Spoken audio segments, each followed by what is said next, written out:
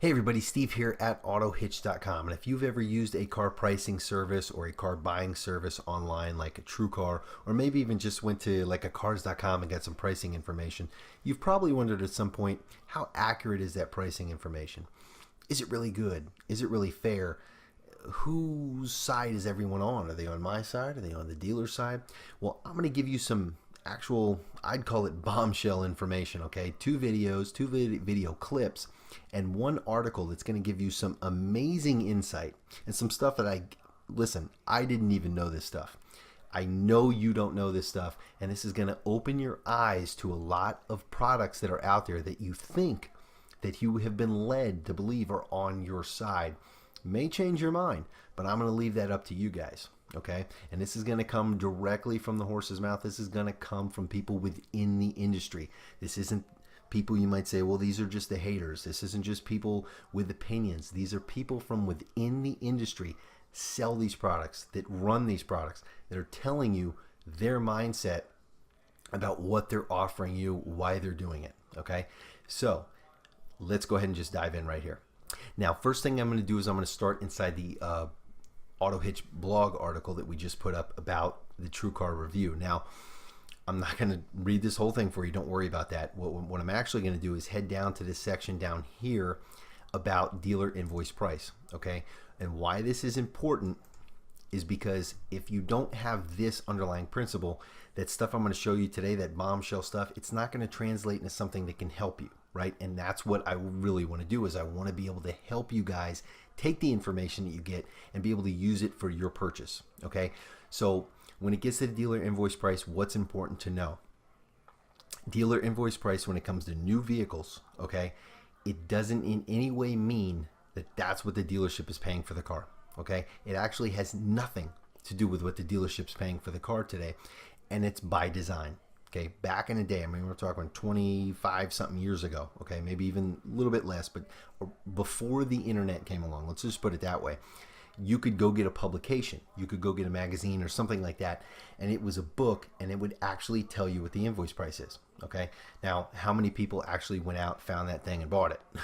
Probably not that many, right?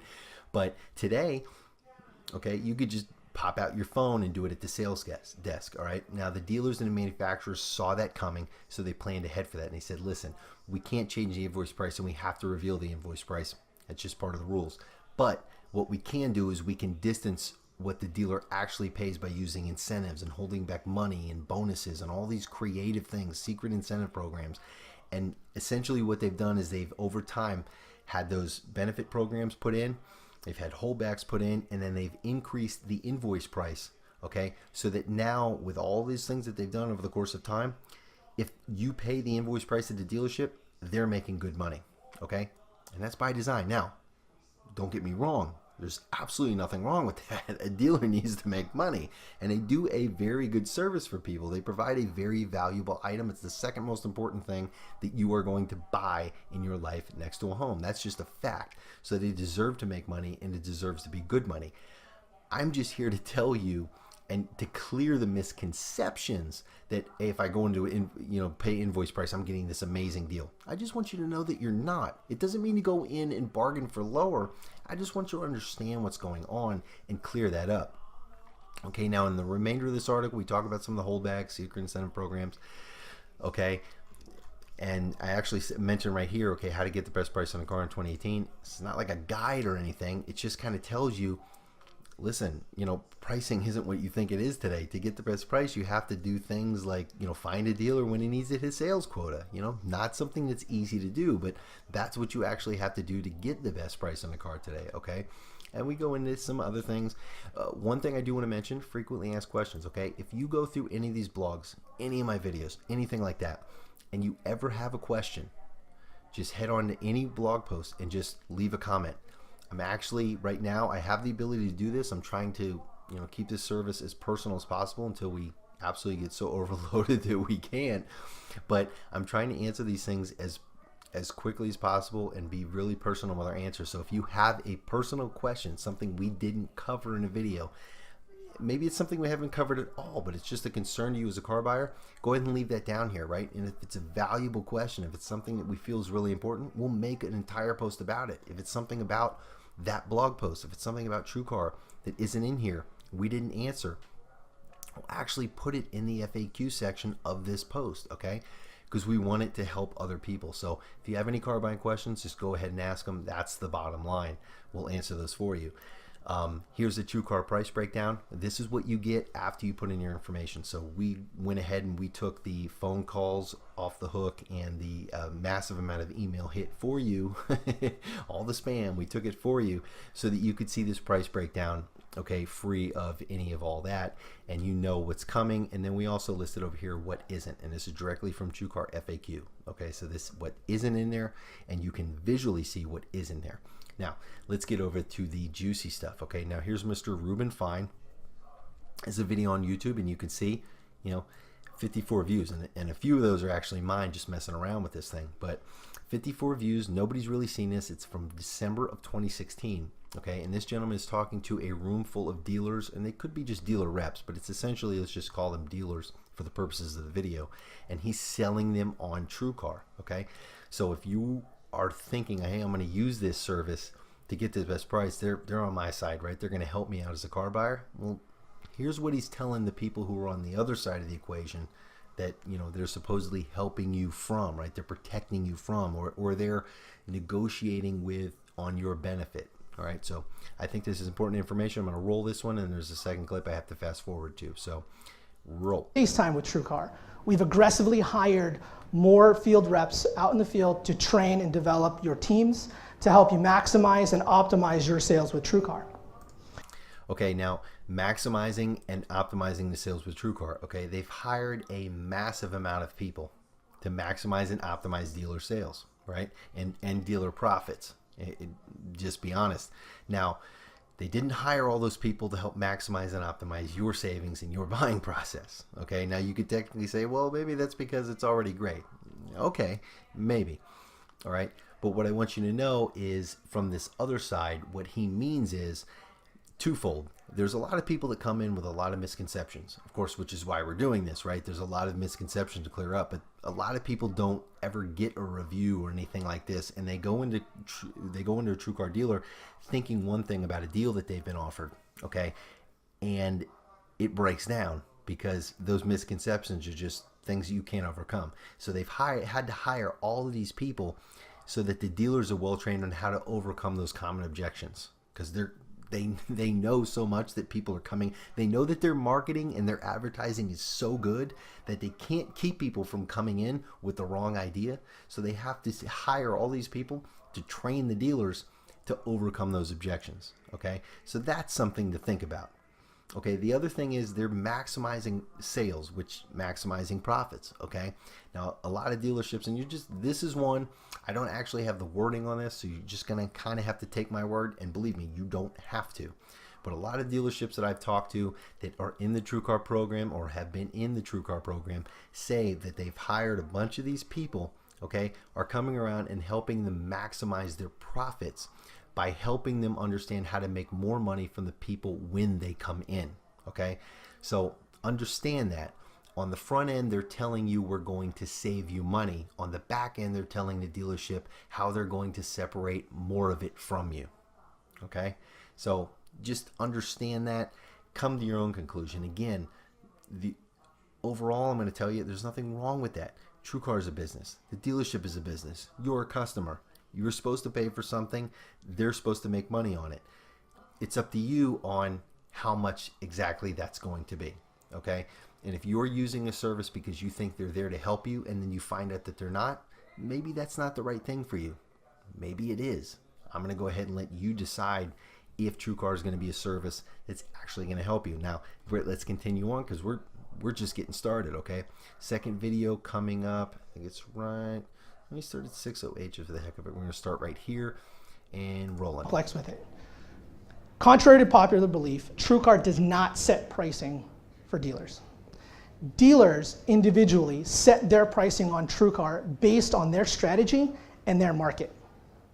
So we have a dealer pricing tool. It's called a dealer portal, where you can go in, buy, make, model, trim, price your vehicles. You basically tell us, hey, how much money you want to make above or below invoice.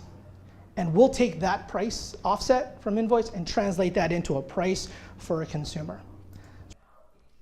All right, so we're talking about translating prices and who's setting the price. Now, I'll bet many of you out there didn't know that the dealers set the price.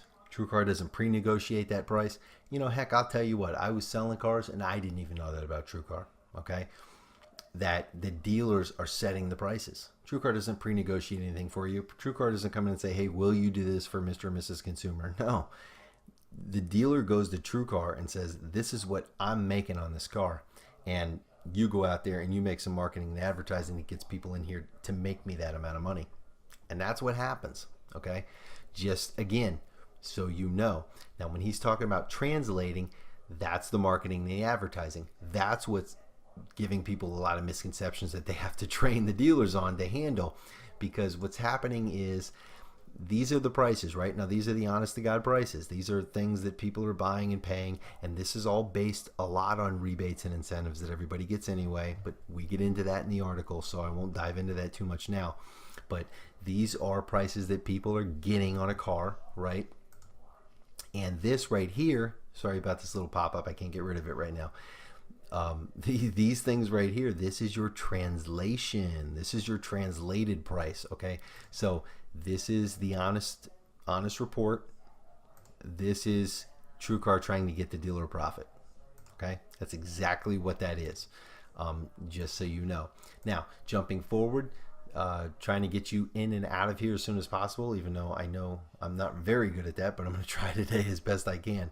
This is an article from USA Today, okay? I try to get reliable sources. Here I got Mr. Ruben Fine from Truecar. Here I have USA Today with 6 very powerful individuals in the automotive world, okay? Like I said, I try to source my information in the best possible places I can, so it's not all just my opinion.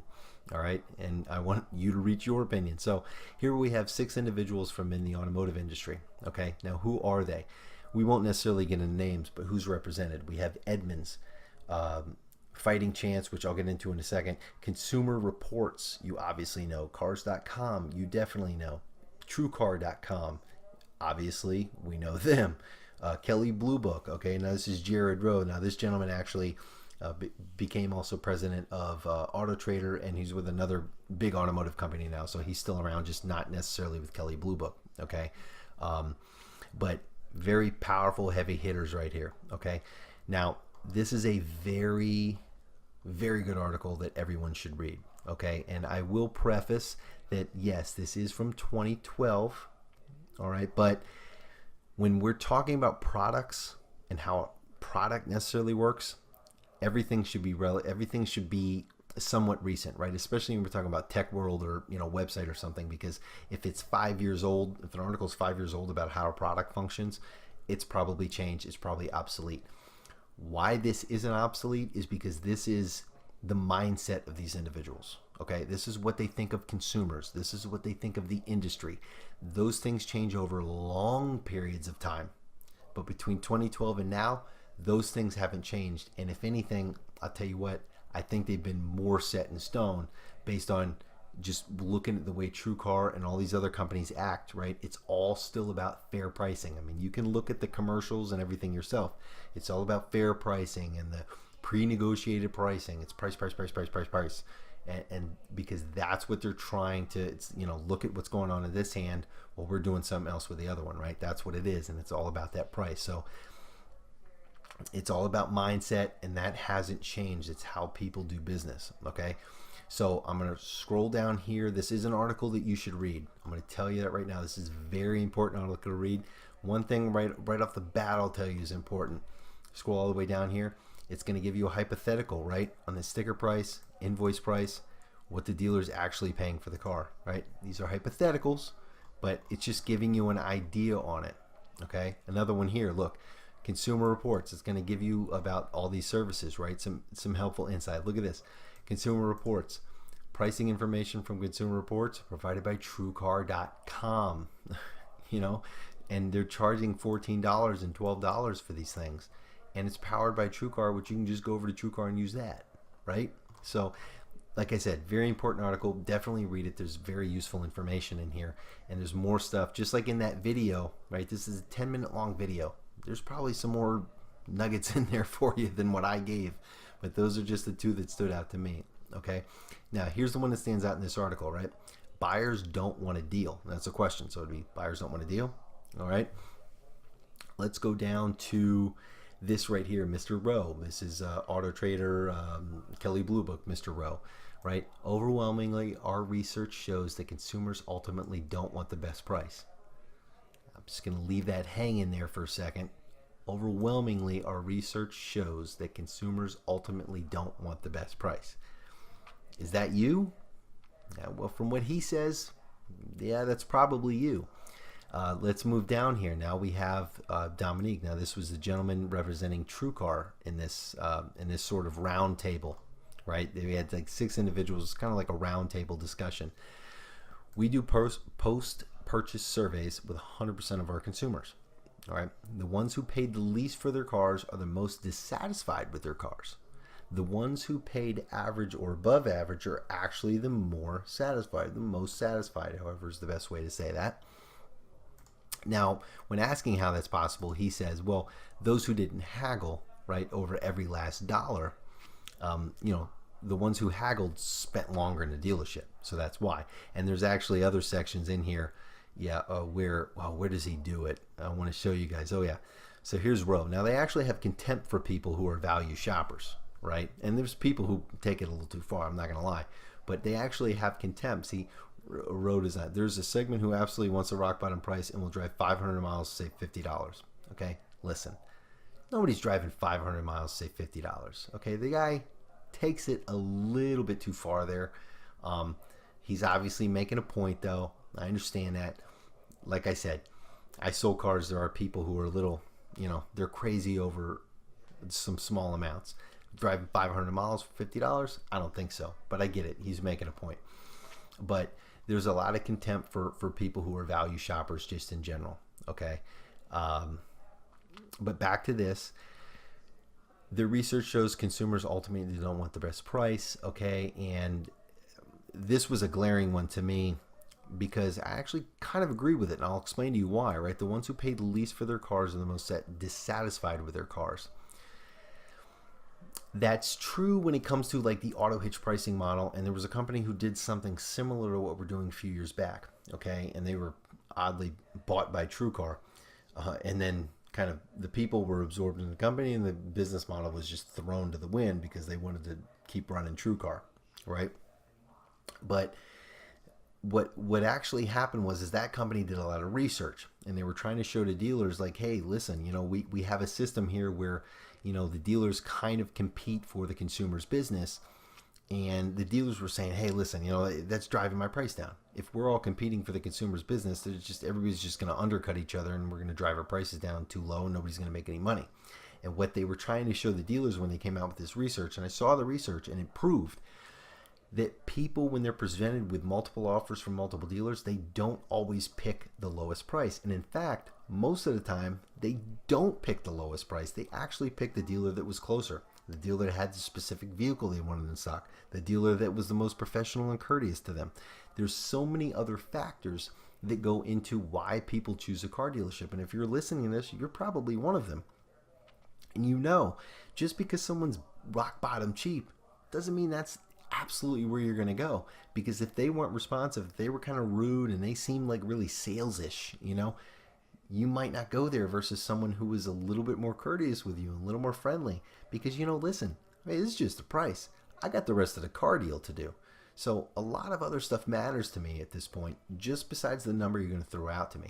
And what this company found is that when people only cared about the price, right? When that was their overwhelming thing and they just went for the cheapest price, that ended up being a dealership that was more high volume, and they were, doing the thing to get people in the door and then doing the other stuff on the side. So yeah, they did have a worse experience, I guess you'd say, overall because of that.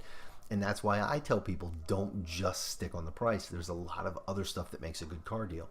Okay, so in a sense, I agree with him. But what's important to point out here is that he says the ones who paid average or above average are the more satisfied. Now, what you need to ask is how that's translating into their product at Truecar, right? If they have data that says the people who are the happiest are the people who pay the average or above average, well, does that mean that their pricing system, right, how they present numbers to you, is it designed to have you pay average and above average? Because that's what they think will make you the happiest? That's a question for you to answer, because I really can't. And I'll be honest with you, I can't. I don't know. I don't know how their algorithm works. I don't know their back end. I don't know what the people on the inside are doing, and if that's actually their goal. But I'll tell you here, if they have research that says people who paid average or above average are more satisfied and the people who paid at lower price aren't, maybe it's because they haggle or whatever. But guess what, man? Their system probably is designed to get people average and above average, because that's what they think people only need, and they say it up here, right? That's all we think that they need. Overwhelming research shows they don't need the best price. They don't want the best price. So if you want the best price, I would probably not go to some of these companies, right? I would probably try to do it on your own, or get a car buying advocate, use the Autohitch system, or something that, even get a broker. Now, brokers, I don't know, they charge a lot of money to the dealership, and sometimes you don't always see that. But there are some good people out there, and they're mainly called like car concierges. Those are the kind of things I would look up if I were you. It's like car buying concierge or car concierge. And they do a little bit better than a broker, from what I've seen anyway. Okay, so that's it for today. Again, these are great. This is a great video to watch. This is a great article to read. Okay, and we'll link out to these. And if you have any other questions, remember, head on over to the blog, ask them right here. And I hope this wasn't too long. 20 minutes, it's pretty long, but I hope it wasn't too long for you. And I hope we were able, more importantly, to provide you with some valuable information today. So I hope everything goes well for you guys in your car shopping process. If you have any questions, go ahead and ask away. And until next time, ladies and gentlemen, have a good one.